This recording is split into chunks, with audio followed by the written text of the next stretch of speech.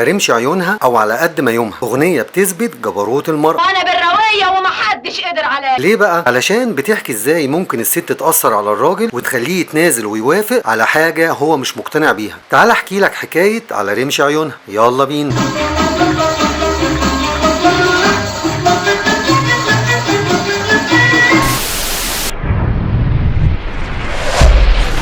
مساء الفل يا حلوين. سنة 1970 الفنان الكبير وديع الصافي غنى اغنيتين في فيلم نار الشوق، الفيلم بتاع رشدي أباظة وصباح وحسين فهمي. دار يا دار، دار يا دار يا دار يا دار قوليلي يا دار، وعلى رمش عيونها.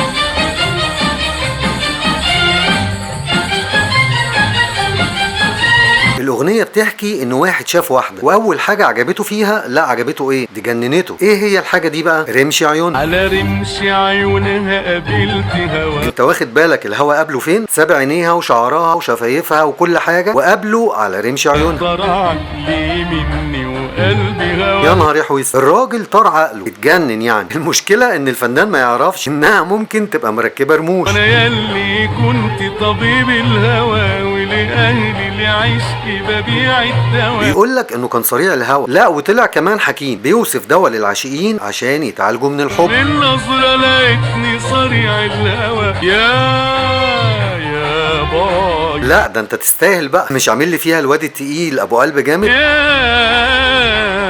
بوي. سامع الموسيقى؟ بليغ بيعمل عظمه.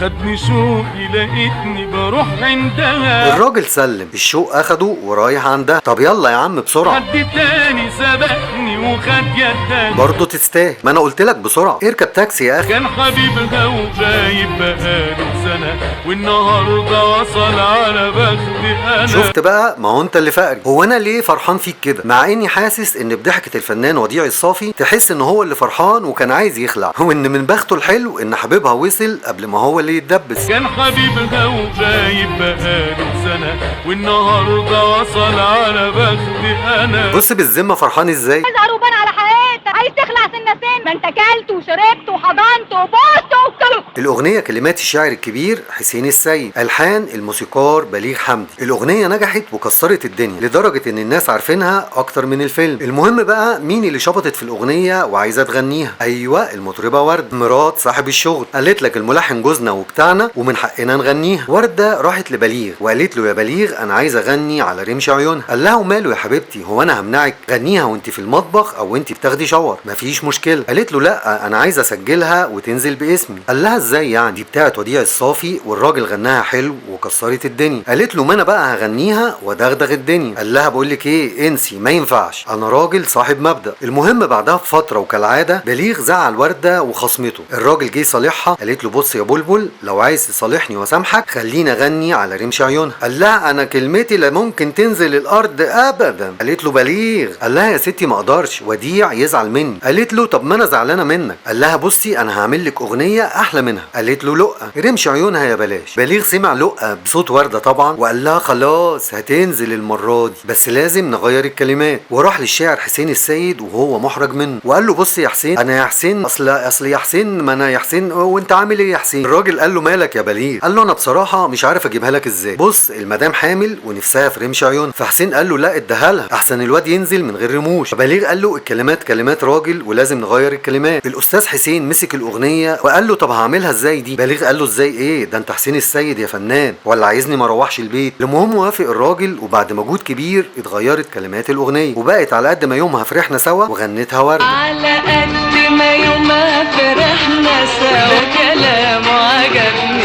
وصف الهوى. الاغنيه طبعا حلوه وكفايه ان ورده بتغنيها، لكن ما نجحتش زي رمش عيونها بصوت وديع الصافي. على رمش عيونها قابلت هوا عشان هو اللي اخد وش القفص زي ما بيقولوا. وعلى فكره مش ورده بس اللي عجبتها الاغنيه، ده مطربين كتير جدا غنوا على رمش عيونها ومنهم انطوان ابن الفنان وديع الصافي.